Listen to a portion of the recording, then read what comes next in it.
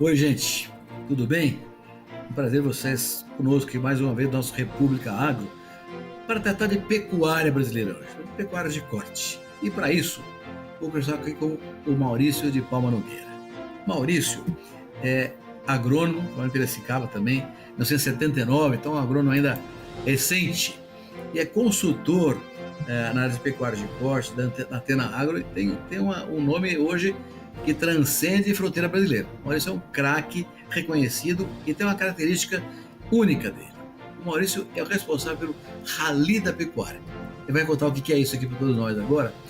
Há 12 anos já, falando que é um instrumento que ele desenvolveu que consulta o produtor rural no Brasil inteirinho. Ele vai falar um pouquinho sobre isso para nós, para dar uma ideia para vocês com a experiência que a pessoa tem nesse tema aí. Maurício, tudo bem com você? Bem-vindo aqui à nossa República Agro. Tudo bem, grande doutor Roberto, sempre um prazer falar contigo. Só uma correção, viu? Eu sou de 97, lá na 90, Exalc, o né? que eu falei? 79, O que eu mas tá falei? bom. Uma de 79 é Não, boa. Não é igual tá a bom, nossa, tá mas é bom. boa. É verdade, era 70, 97. Maurício, vamos começar com essa conversa nossa aqui. Primeiro, eu queria que você falasse um pouquinho para a gente como é que foi 2022 a pecuária brasileira, pecuária de corte. Como é que foi para o produtor, como é que foi para o consumidor, como é que foi o mercado.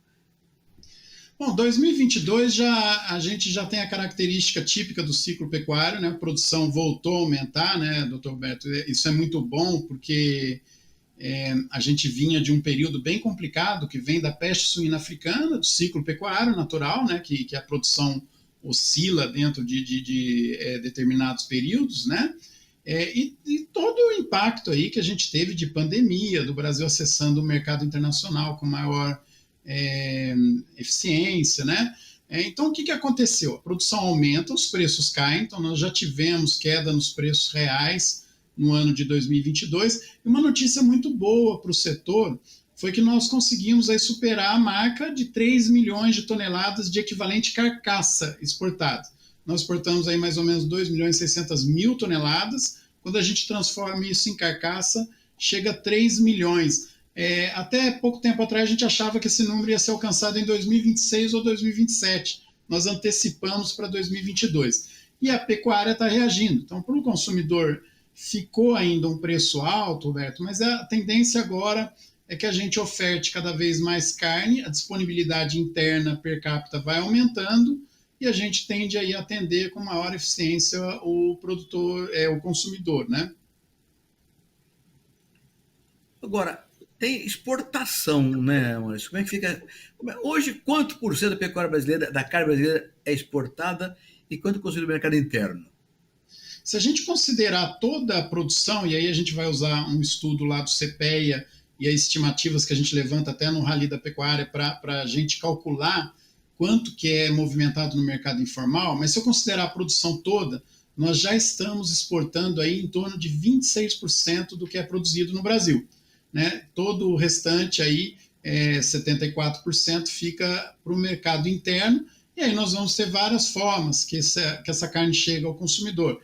Parte, infelizmente, ainda é sonegada. Nós tivemos um aumento da participação do mercado informal em 2021 e 2022, mas a maior parte de toda a carne chega através de fiscalização federal. Ela é abatida, tem lá um veterinário do Ministério, no frigorífico, essa carne chega embalada. Então, nós estamos melhorando muito a forma com que a carne é apresentada para o consumidor.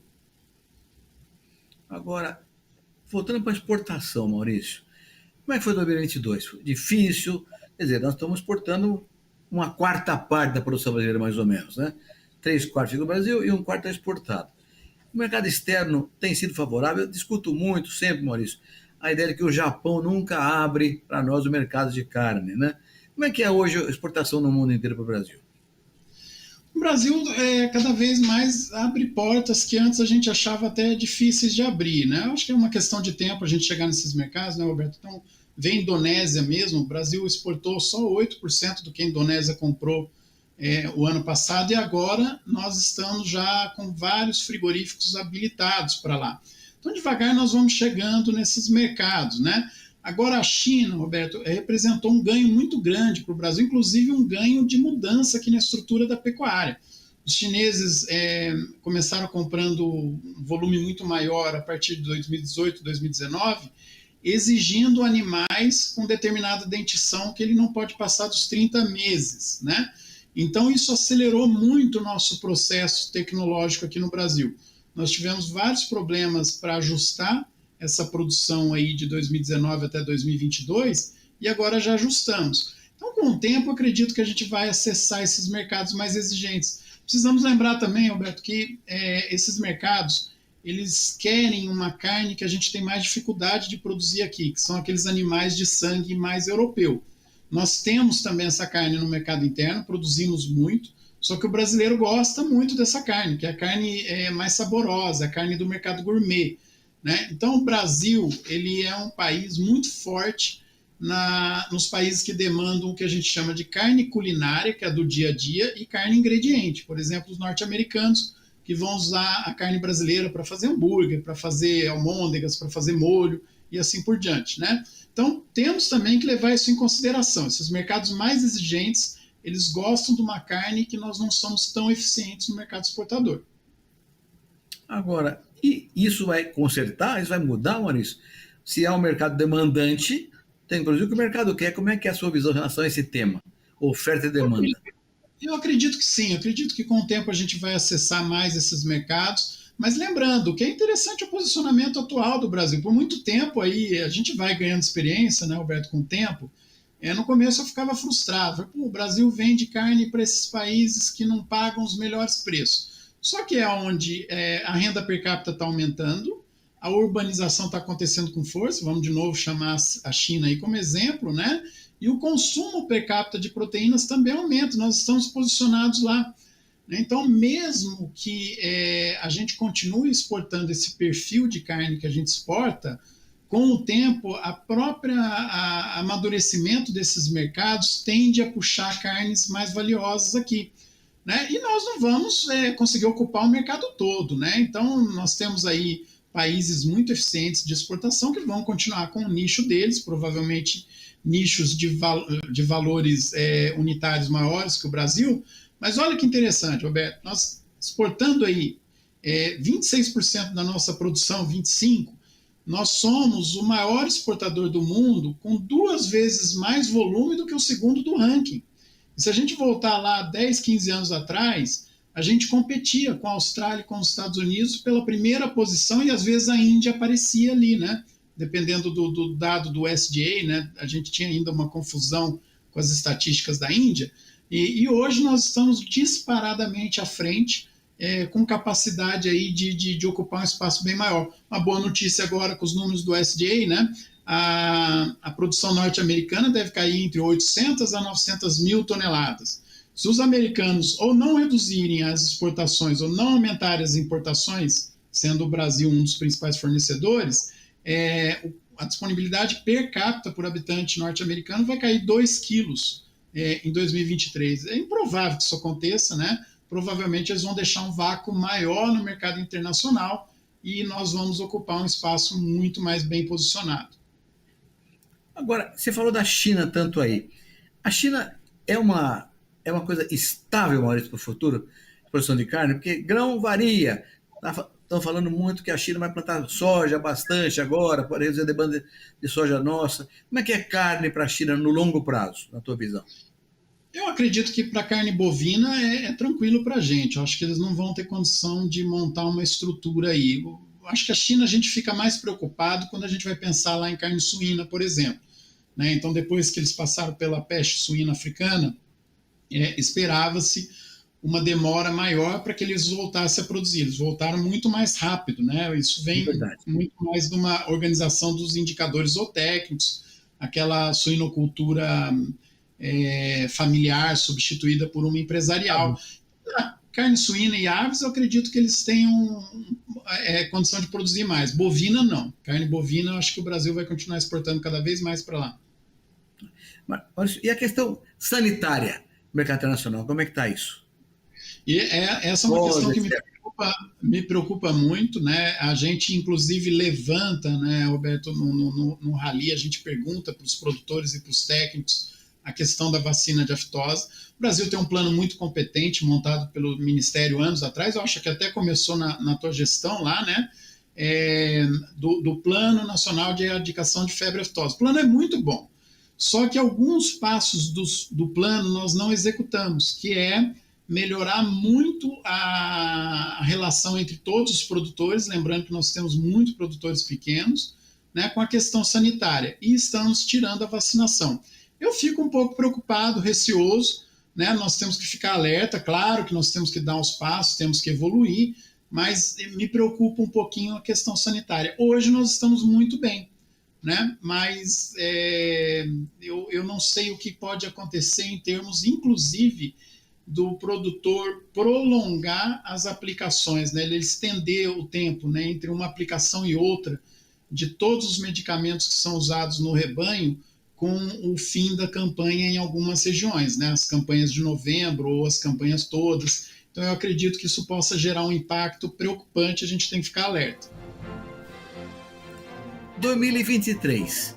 Me conta um pouquinho, Márcio. Qual é o tamanho do rebanho brasileiro? Aliás, fala um pouquinho da Rally da Safra. Como é que é o Rally da Safra? Pra você ter essa ideia mais concreta da situação atual da pecuária brasileira. Bom, o Rally da Pecuária, a gente anda o Brasil, né? Faz visita a propriedades, conversa com produtores em eventos e temos também um questionário disponível pela internet para os produtores responder. A gente procura entender o que está acontecendo com as fazendas, como que eles estão administrando, que tecnologia que eles usam.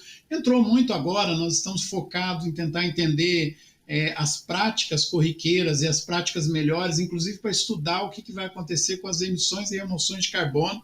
Por exemplo, você tem uma fazenda que movimenta muito mais o solo arando e gradeando, ela vai emitir mais carbono do que aquela que faz tratos culturais, né? Do que adubo em superfície, que controla invasoras com produtos químicos, enfim. Então, a gente busca entender. O Rally, ele não permite para a gente ter um diagnóstico da média. Essa é uma das maiores frustrações que eu tive lá no começo, Roberto. A gente começou a fazer e entendia que a gente sempre conseguia só captar a informação da ponta. Então, vamos fazer uma estimativa aqui. Se a gente tiver 1,5 milhão, 1.600.000 pecuaristas, a gente entrevista um público que representaria de 80 a 100 mil pecuaristas. Então, isso no começo foi frustrante, mas aí nós entendemos que o Rally nos permite ver o que vai acontecer com a pecuária. Então, ele informa o que a ponta está fazendo. E nós temos um movimento de concentração, né? Nós acreditamos aí que cerca de 80% das vendas de gado, né, de animais para abate, venham de 12% a 15% dos produtores. Então, quando eu converso com esse público, eu sei o que está acontecendo. E aí a gente consegue projetar e entender melhor a pecuária, inclusive esse futuro. Né? Nos próximos 10 anos, por exemplo, um número que a gente conseguiu trabalhar aqui, a gente deve ter um investimento em aporte tecnológico nas fazendas de gado da ordem de 2,5 vezes a 3 vezes maior do que a média anual que foi investida nos últimos 10 anos. Então, a pecuária segue acelerada. Claro, eu preciso de recursos para isso, ou recurso próprio dos produtores, ou as linhas aí de crédito das políticas econômicas aí que tem disponíveis para os pecuaristas. Quer dizer, você tá dizendo o seguinte, vai haver uma evolução tecnológica na pecuária. O que isso vai representar em termos de resultado para o produtor e para o consumidor aqui no Brasil? Ótimo resultado, né? Para o produtor que tiver nesse barco, né? Que tiver nessa linha de investimento, ele vai ficar no mercado e vai ter um rendimento mais competitivo diante da agricultura, que é outro assunto que a gente trabalha muito. O pessoal compara a pecuária com a agricultura, com a renda da soja, do milho, da cana, né? De outras atividades, mas nós estamos comparando uma pecuária de baixa tecnologia com uma agricultura de alta tecnologia. Então, à medida que esse pecuarista melhora o aporte tecnológico, ele tem uma renda maior por hectare. E o consumidor, doutor Beto, por tabela, vai também usufruir desse ganho. Nós vamos ofertar mais carne, então mesmo exportando mais, a oferta vai aumentar, que é o que está acontecendo agora, né, em 2022 e 2023, e, consequentemente, nós temos aí uma disponibilidade maior que pressiona os preços. Então, em valores reais, os preços da carne bovina ao longo dos anos devem se reduzir, né? Nominais podem aumentar, mas em valores reais, quando a gente considera a inflação, nós vamos ofertar cada vez mais carne com mais eficiência para o consumidor. Então você tem um cenário positivo, Maurício.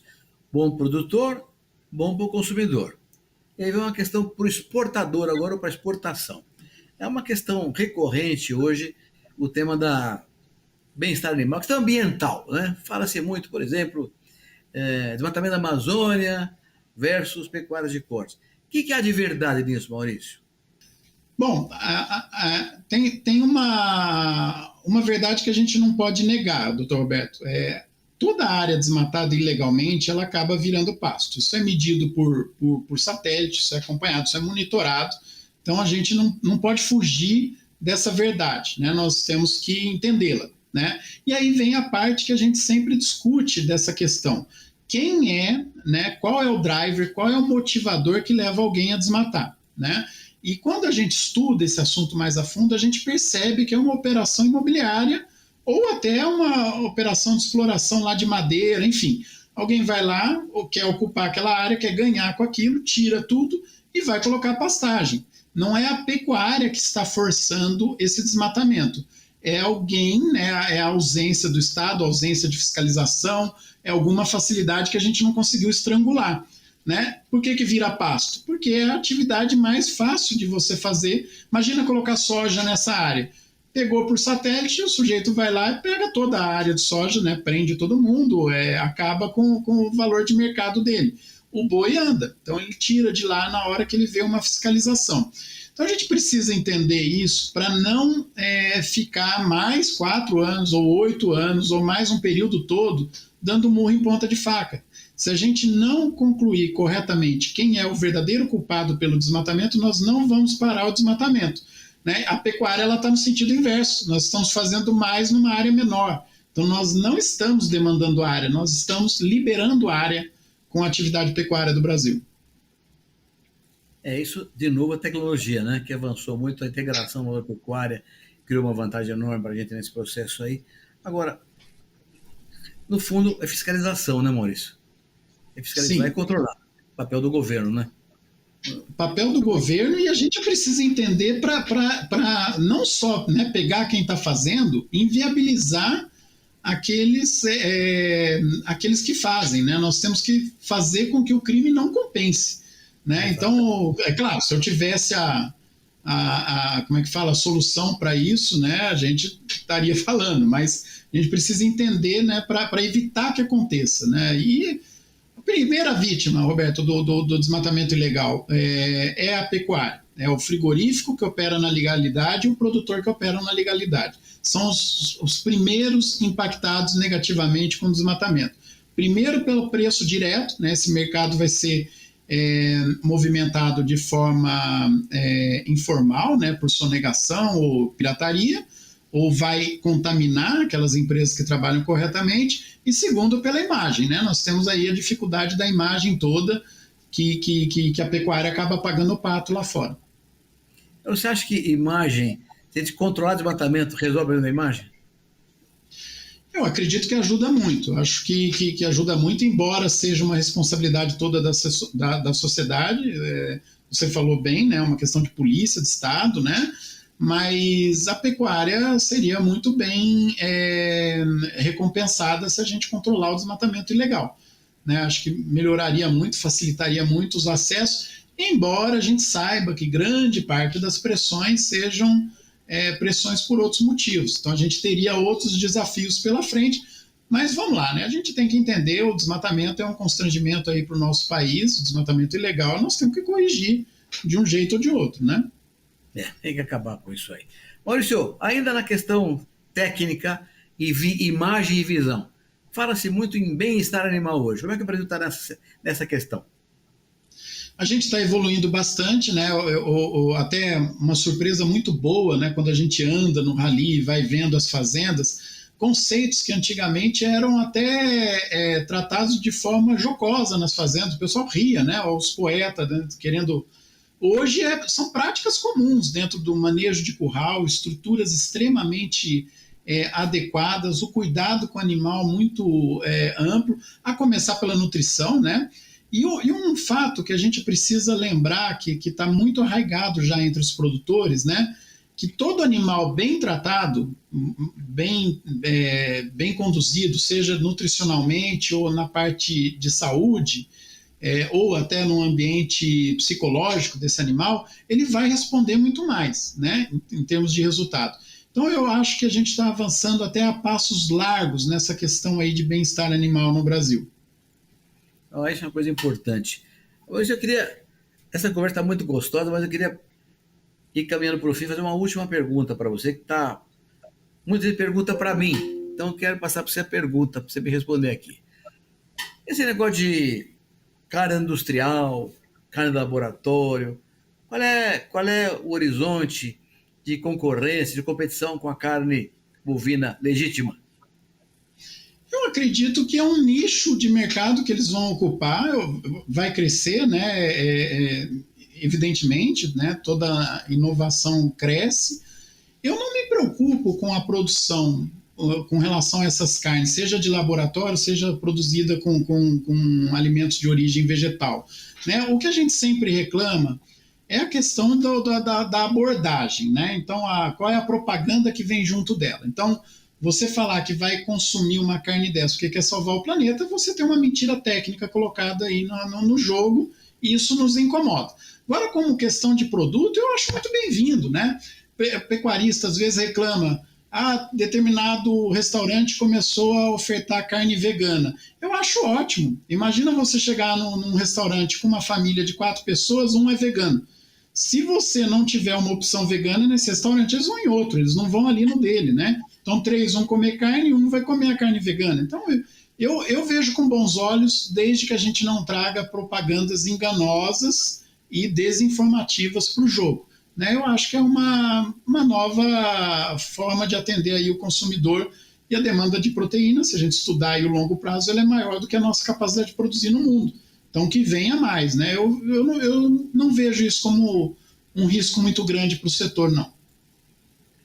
Mas tem uma questão por trás disso também, né, Maurício? Que a gente ouve muita criancinha falando, matou o boizinho, tem essa questão do humanismo, digamos assim, em relação ao bem-estar animal e ao sacrifício da boiada.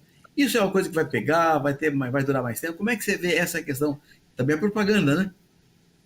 Essa é um pouco mais assustadora, né? Mas veja bem, essa é uma preocupação que ela acontece numa parte da sociedade que já acabou com todos os problemas. Ela já se alimentou, ela já está no. A alimentação não é um problema para ela, né? Se nutrir. Essa parte da sociedade que está preocupada com essas questões, nosso problema não é falta de comida, é obesidade. Né? Então faz parte também do jogo, né? Claro, tem a questão do abate, isso de fato, né? Você tem um aumento muito grande das pessoas preocupadas, mas nós temos que ser um pouco pragmáticos nisso, né? O mundo precisa de alimentos. Se a gente não fornecer via pecuária, eles vão juntar um monte de animais da fauna em gaiola e vão trazer riscos, como aconteceu com a pandemia, né? Então, a forma com que a gente vai tratar esse assunto que precisa amadurecer um pouco. Nós vamos ter que lidar cada vez mais com isso, viu, Roberto? E eu vejo, né? Eu tenho filhos pequenos, às vezes eles me questionam com relação ao abate de animais, né? A relação deles com isso é muito diferente da nossa, né? Que a gente teve lá atrás, né? Das pessoas aí de 40, 50, 60, 70 anos. Eles têm uma relação com o abate muito diferente da nossa. Nós vamos ter que aprender a lidar com isso. É um aprendizado que implica em educação, comunicação adequada e também mercado. Maurício, olha, muito obrigado pela sua conversa. Eu quero falar com você no final do ano outra vez, viu? Como é que foi o ano de 2023? Obrigado, viu, Neco? Um abração para você aí. Eu que agradeço, é sempre um prazer estar aí com você. Um forte abraço. Olha, gente, conversa interessante com o Maurício Palma Nogueira aqui hoje. Ele tem confiança no mercado brasileiro de carne, seja para o consumidor interno, seja para a exportação. Apesar das dificuldades todas, na questão sanitária, na imagem para o desmatamento, ele tem confiança no futuro da gente. Eu também tenho. E é uma coisa que vamos ter que trabalhar muito bem com adequada informação. Informação correta, decente e cuidando da verdade. Ninguém segura o Brasil, nem a pecuária de corte brasileira, nem a agricultura brasileira, se fizermos tudo bem feito, com sustentabilidade e com carinho. Até a próxima, se Deus quiser.